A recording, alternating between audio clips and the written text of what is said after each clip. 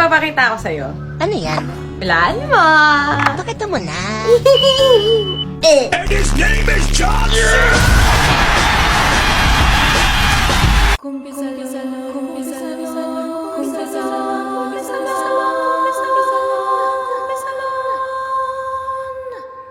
Parang dapat nakaganito na lang ako habang chinichikan ko kayo kasi cutie-cutie yung outfit ko ngayon, diba? Yung pantaas ko.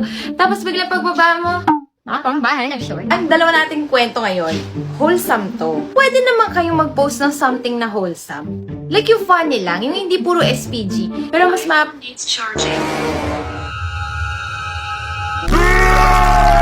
Ate Beps, ako po si Desita. Bunso po ako, and may ate and kuya ako. Ang ate ko may anak na 3 months. Disclaimer, 2021 pa ito, nagbe-breastfeed kasi siya. Kasi syempre mas healthy. E di, nag-i-stock po siya kasi ng milk. One time, ang mother ko bumili ng Coco Crunch na cereals. Ala, na-realize ko lang, hindi ko lang nakasaksak yung mic ko. Kanina pa ako naka-mic dito. Salita ko ng salita, di ka na nakasaksak ang pote. One time, ang mother ko bumili ng Coco Crunch na cereal. Fave ko yon. Pero wala na kasing gatas. Naghanap ako, and nakita ko yung baso na may gatas. So, yun yung nilagay ko. Kasi nga walang gatas.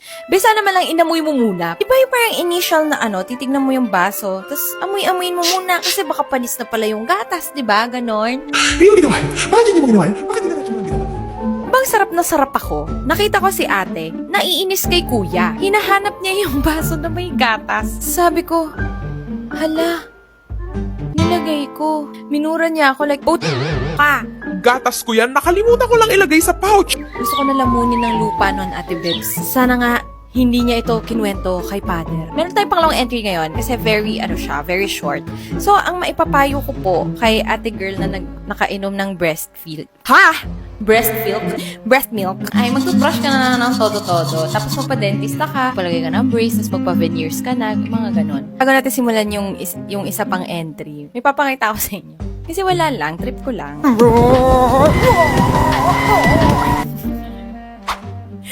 Shit, anong ginagawa ko mag-isa sa kwarto ko at 2 a.m. in the morning?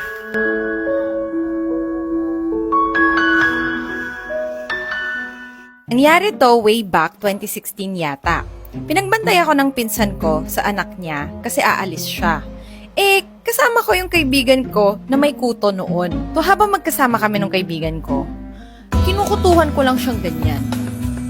Tapos, for some reason, naisipan ko lang na lagyan ng kuto yung anak ng pinsan ko. Girl, din transfer niya!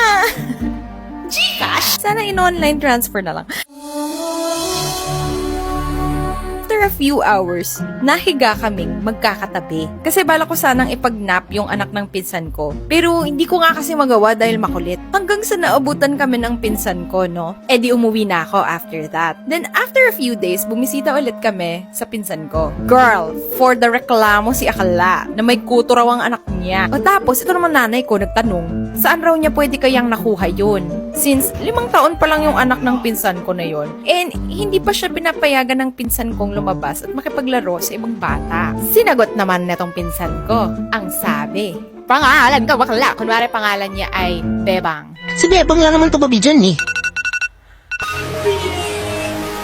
Napagbintangan ka pa. Wala actually, kasalanan mo naman talaga tumigil mo. Hindi ko alam kung matutuwa ba ako. Bilis ng karma. Nilagay ko lang yung kuto tapos ako napagbintangan na may kuto. Lesson learned, wag po kayong maglalagay ng kuto sa buhok ng iba na may kuto. Ha? Wag po kayong maglalagay ng kuto sa ibang kuto. Ha? Wag kayong maglalagay ng kuto sa ibang buhok. Period. Bye-bye. Kasi wala na akong masabi. Pwede bang wag na akong magbigay ng payo?